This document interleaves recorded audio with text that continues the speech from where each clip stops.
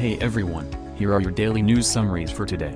Japan's Minister of Economy, Trade and Industry, Yasutoshi Nishimura, has called for a new world order to counter the rise of authoritarian regimes. Speaking at the Center for Strategic and International Studies in Washington, Nishimura said that the post-Cold War free trade and economic interdependence had strengthened authoritarian regimes and that the U.S. and like-minded democracies must now rebuild a world order based on fundamental values of freedom, democracy, human rights and the rule of law. Nishimura's call follows growing concern that China and Russia will use control over energy resources and sway over manufacturing supply chains to oppose the diplomatic and military goals of the US, Japan, Europe and others. Russian President Vladimir Putin has called for a 36-hour ceasefire in Ukraine to mark Orthodox Christmas, but the move has been rejected by Kyiv, which has said that there can be no truce until Russia withdraws its troops from occupied land. Meanwhile, the US and Germany have announced that they will supply Ukraine with armored combat vehicles, a move welcomed by Ukrainian President Volodymyr Zelensky, who has called on Western allies to provide his forces with armor and heavy weapons. The US plans to provide a $2.8 billion package including 50 Bradley fighting vehicles, while Germany will send Marder infantry fighting vehicles. France has already announced that it will send AMX-10RC armored combat vehicles.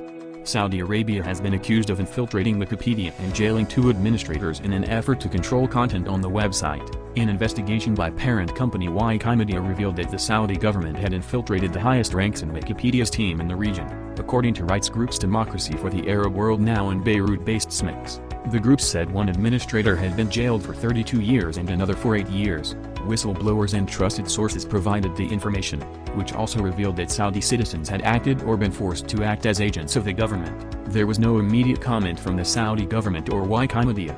Mexico was thrown into turmoil as alleged cartel members blocked off an airport and areas outside a local army base and limited access to the city of Culiacan, in an unsuccessful effort to thwart the capture of drug trafficker Ovidio Guzman.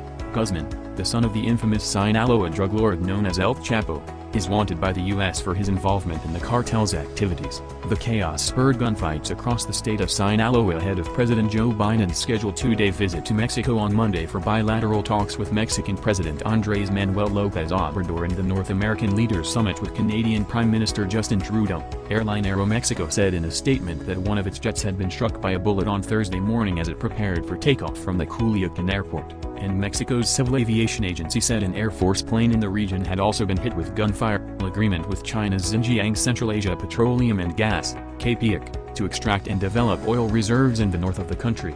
The deal, worth an estimated $540 million over 25 years, covers 4,500 square kilometers in northern Serapal, Jiaxing and Faryab provinces, and will create jobs for around 3,000 Afghans. The Chinese state-owned National Petroleum Corp signed a similar agreement with the US-backed previous Afghan government to extract oil in the Amud area basin, but this deal failed to materialize due to lots of problems. The crude oil will be processed within Afghanistan, with the Taliban holding a 20% stake in the project.